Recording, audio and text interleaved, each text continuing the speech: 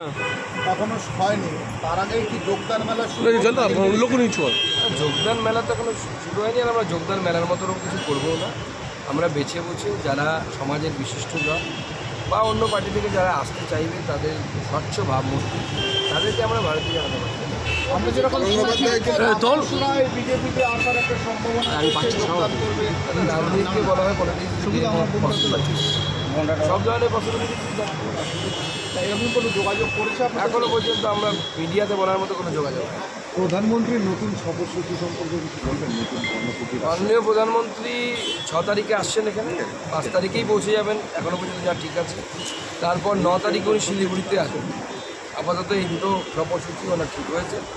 তো মনে রাখবেন, সবই প্রভাবের, কোনোটাই কনফার্মেশন মাননীয় প্রধানমন্ত্রী সফরসূচি আগের দিন যারা সফরসূচির মানে প্রবাবিলিটি সবসময়ই থাকে আর কি, হওয়ার অথবা না হওয়ার। আজকে কি কি কর্মসূচি নিয়ে যাচ্ছেন দিল্লিতে?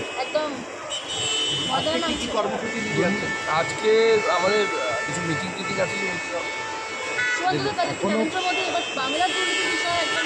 না, সেটা বাংলাতে এখন দুর্নীতিতে শিরোমণি গোটা দেশে। চুরির ক্ষেত্রে স্পেশালাইজড যত ধরনের স্পেশালাইজেশন হয়, বাংলাতে সব ধরনের চুরির স্পেশালাইজেশন। ভারতবর্ষের প্রধানমন্ত্রী ওয়াকিওয়াল প্রধানমন্ত্রী, কিন্তু গোটা রাজ্যের মানে সমস্ত রাজ্যের ইঞ্চি খবর স্বাভাবিকভাবে corruption one of the pivotal issue হবেই। তৃণমূলের নেতাদের বিরুদ্ধে এবার প্রকাশ করছেন তাপস রায়, তাহলে তো উত্তর কলকাতার রাজনৈতিক সমীকরণে বদল আসতে পারে। ওটা বাংলার রাজনৈতিক সমীকরণ বদল আসবে, অপেক্ষা করুন। এখনো কি ভোট ঘোষণা হয়নি, তার আগেই এই কেন্দ্রীয় বাহিনী বিভিন্ন জায়গায় রুটমার্চ করছে। হঠাৎ এই কেন্দ্রীয় বাহিনীর রুটমার্চের তাৎপর্যটা এখনো দাদা? দেখুন, পঞ্চায়েত ভোটে প্রায় 40-45 জন মারা গেছে। তার আগে 2014 সাল থেকে যদি ধরি, ভারতীয় জনতা পার্টির প্রায় 200-র বেশি কার্যকর্তা মারা গেছে। ভোট আসবে যাবে, কিন্তু কোনো পরিবারের একজন ব্যক্তি, কোনো মায়ের কোল খালি হয়ে যাবে, কোনো ব্যক্তি মারা যাবে, কোনো স্ত্রীর স্মৃতির সিঁদুর মুছে যাবে, এটা তো কাঙ্ক্ষিত নয়। সেজন্য 1 মাস হোক 3 মাস হোক, যত আগে ভোট ডিক্লেয়ারের আগে কেন্দ্রীয় বাহিনী নামানো দরকার। নির্বাচন কমিশনের তাই করা উচিত, কারণ নির্বাচন কমিশনের দায়িত্ব ফ্রি অ্যান্ড ফেয়ার পোল করানো, মানুষ যেন নির্ভয়ে ভোট দিতে পারে তার ব্যবস্থা করা।